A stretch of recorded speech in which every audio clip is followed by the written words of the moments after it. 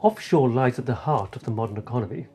Tax havens have become integrated into what's now called globalization to such an extent that the vast majority of international trade and international investment is routed through tax havens on paper.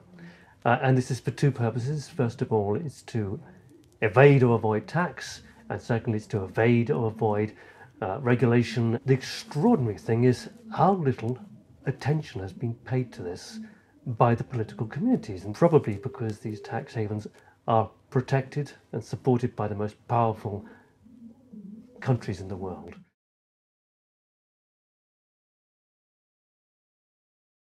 The banks are very, very prominent players here, particularly British and American banks. Then you have certain jurisdictions like the British Virgin Islands, which when you look at them on paper, you realise the British Virgin Islands is one of the biggest investors, if not the biggest investor, in mainland China. One has to ask the question, how did that happen? What's going on here? And that's because Chinese elites, Chinese politicians, Chinese business people are using the British Virgin Islands to shift capital out of China and then reinvest it back into China, apparently as foreign direct investment.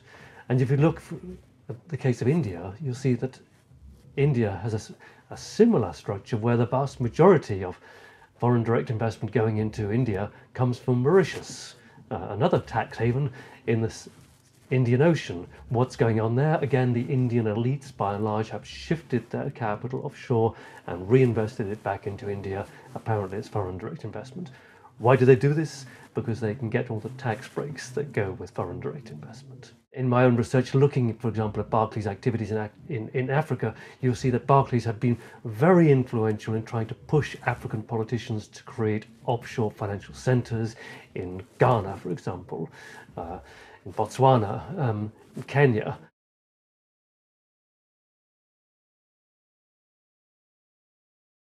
The huge damage done by tax havens actually impacts worst on the poorer countries in the south. And that's because a huge proportion of their mineral wealth, gold, copper, and other hydrocarbon wealth, has simply been shifted out of these countries through tax havens and into the capital markets, the major capital markets of the north. And tax havens have been right at the centre of this massive shift of wealth. In the case of Africa, it's estimated to be heading for 900 billion over the last 25 years. It's a massive sum, and it's vastly greater than the total aid flowing in the other direction. It's also criminalised a large part of the economic development of the South because it's enabled the despots and the dictators to shift their wealth offshore into Switzerland, into Luxembourg, into United Kingdom, into London, with relative impunity. And virtually everyone in these countries knows this is happening. I think it's really important that we bring this open secret to the heart of a global discussion about what kind of economy do we need to meet public needs, to meet, in other words, public interest. What kind of democracy do we want which can overcome the problem of this very anti-democratic misuse of tax havens? And I think that to do this, it's really important that the public understand the scale of operation, the extent to which companies are using tax havens. I think they'd be shocked, in some respects enraged, and galvanized into taking action if they understood just how massive this offshore economy has become.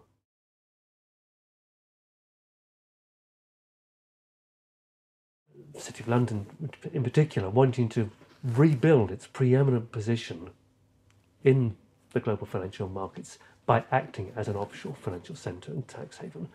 And it's not coincidence that the vast majority of the small island tax havens, which people, the general public, think of as tax havens, whether it's the Cayman Islands or the British Virgin Islands or the Channel Islands or Bermuda, vast majority of them have the Queen's head on their stamp.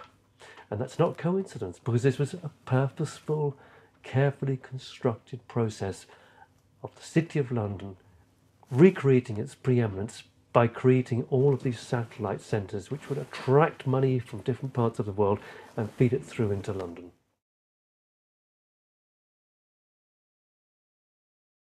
What we find in the Finance world is they're able to exert much stronger political pressure by saying, if you try to tax us or you try to regulate us, we'll leave London, we'll get out of here, we'll go to Luxembourg, or we'll go to Zurich, or we'll go to Dublin. And that threat normally means that politicians are extremely unwilling to tackle them.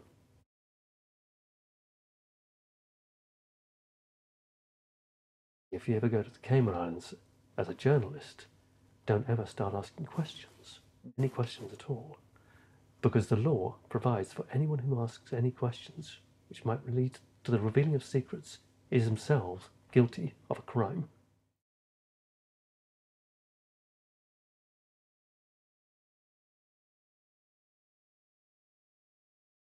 I'll give you an example of a company that I'm looking at the moment. It's a Russian business in agriculture. So it owns land, and on that land it's maybe farming. Then all these parcels of land are all wrapped up and owned by a Cyprus company, call it Cyprus Finance Co. And then that company is owned by a Luxembourg company called Luxembourg Refinance Co. And then above this, there's another Cyprus company. And above that, there are 4 Belize companies. And above that are the actual owners. So you see the way this company, it's just farming. It looks to you and me, if you were there, it was just farming.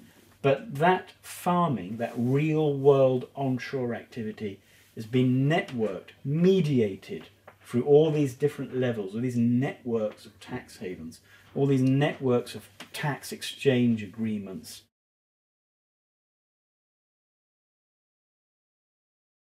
If you want to look at how structural offshore is to the global economy, look at the things that the offshore world facilitates that are structural to our world. We have money laundering, corruption, poverty, aid dependence, weak governance, bad business practices, hidden interests hiding behind offshore fronts, monopolies, debt. There's a huge offshore dimension to debt, the hiding away of debt. It's not just hiding away wealth, it's hiding away debt as well.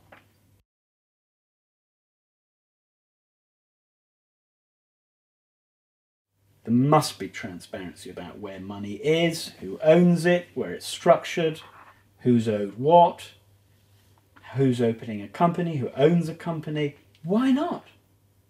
I mean, why should it be secret? Why should it be secret? Give me a good reason why your company should be secret.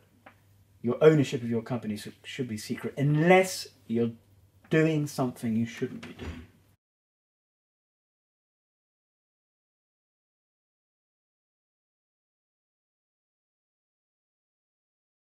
Intellectual property is wherever you want it to be. If somebody patents a drug or does something, with an invention, before the invention is made commercial, typically what they do is transfer it to a company in an offshore jurisdiction and tell the tax authority wherever they're operating, look, we have this patent, but it wasn't worth anything because we hadn't commercialized it yet. So it went for very little money to this offshore subsidiary. Now, when they start commercializing it, and there's a lot of money at hand, the money all flows to offshore. And because of our system, money isn't taxed, offshore money isn't taxed until it's repatriated. And it can be years and years and years, and it can be moved around, so maybe it's never repatriated.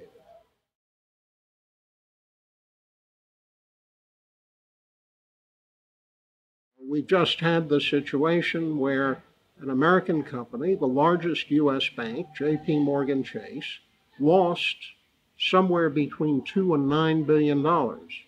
Now, the stunning thing is that those losses were done in London by the main treasury operation in the bank. Now, why would you put the main treasury operation of the biggest bank in the United States in London? And the answer is because the cops can't look at it. The regulators can't see it. The U.S. government isn't there to control it. And the only reason we found out about it was they lost their shirts. They're a bunch of idiots. The problem at bottom is if they lose their shirts by enough, they're going to come back to the government and say, help us, we're sinking, and you can't afford to let us go down.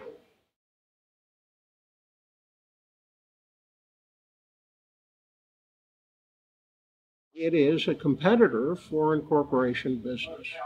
It charges good-sized fees to these corporations, and the fees carry about a third of the state budget.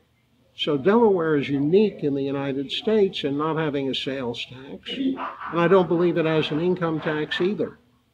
And if you were to talk to a Delaware politician and say, look, you've got to clean up this corporate business, they'd laugh because they're saying, but look, this is why our people don't have to pay any tax.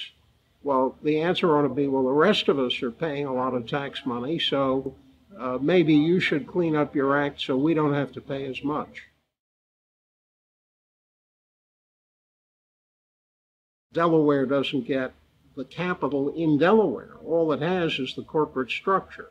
It's just in a way like the Cayman Islands. You go to the Cayman Islands, and despite thousands and thousands of corporations on the books, you don't see money in the Cayman Islands. The money is booked in the Cayman Islands. The paper says it's owned by the Cayman Islands, but all the money and the action is somewhere else.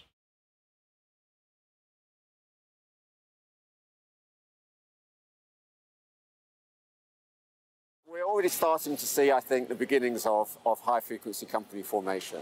By that I mean companies that are set up by computers and that based on an algorithm. I mean, for a while we've had it so that companies would be set up, if you like, after the deal has been dreamt up, in order to have the most efficient structure, whether that's for tax or for regulation, for in financial industry to do with where the assets lie, and so on. But now we're starting to hear about use of computers and use of computer programs to do this automatically. And once you do that, then we're in a whole different realm. It's a question of, you know, a company could be set up in seconds and disappear, you know, the next day, for example. And once you go down that route, we've seen that where that goes in terms of trading, where it becomes less and less time in order to execute the deal, and in terms of monitoring it, becomes very difficult. Global Witness did an investigation recently into money laundering, and they found out that companies have been set up where the people behind them had actually been dead by the time the company had been formed.